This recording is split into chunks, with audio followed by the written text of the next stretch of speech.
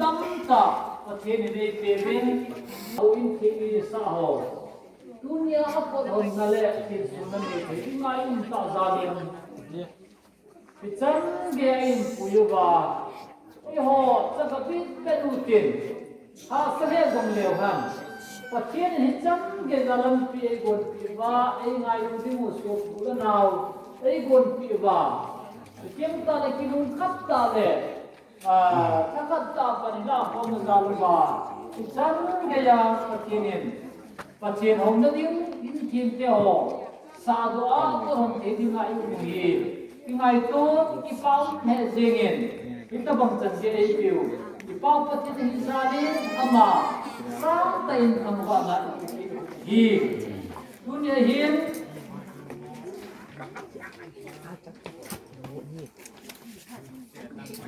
như chỉ đinh đàn một thằng khác hàng pi in xây lại in katim với con này hi kem cái này đi cái hi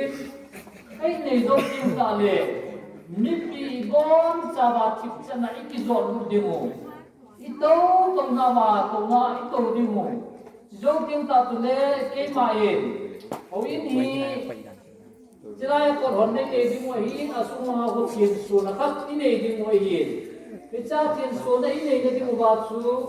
I bom cha ba tau kom nei nei di mo picha tau kom nei nei lo ki mo le program I bot pa wa di mo hi pi chu I che ding da ha pi kai se lo ma sa jin tem ban chang I ve na I ne sang sa somani chang khat chu ivena ile bible chang an timi kate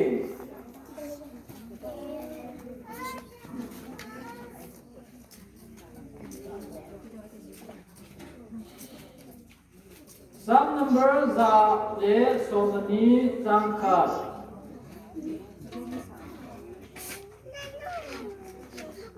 và cho in pakai ginga atu pe do se ki pau mi to no me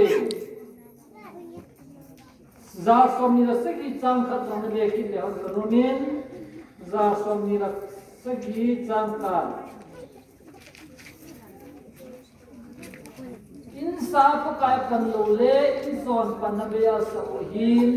ko pinga pakai pan lo le kuma pa mo sia za na ko ba hi Bible sang simdin tam tium dong la tunin jiten ni ada simdo hitin. Dunia hin awini sang yan lang ipi polwi dong le. Pati dai pan pizza lo bai chan ge ni na ba.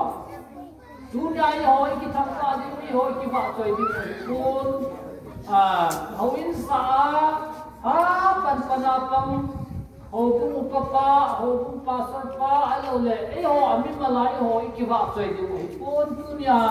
o ini rudi hon diu te kilona ba trai nei pe ni mu ti pau ka ti hi ti hi amma sa pe na mi pyo do se ni gel ko hi o ta na ja o do pi na ja o to bu kim na ja I kun ka sien mo pui na ja lai chan ge hu hi be ti he no ba trai na pa ka I pe ni ko ye chun sam number ja som ni chang ka sim nau chun ba chun pakai dinga tu pe do se ki pau mi to no be Thì cái này Bible chang sim to dong chen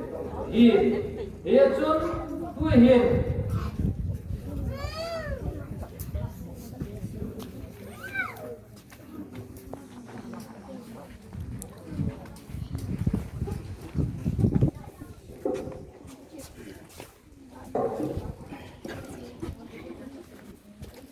Hoin ko ran nei di wi ta zen tu da hin Obung secretary pain patine nga ipano ipat ni diu le je kini to do na diu bahin patine nga taw na ka in man pi di bina mapa te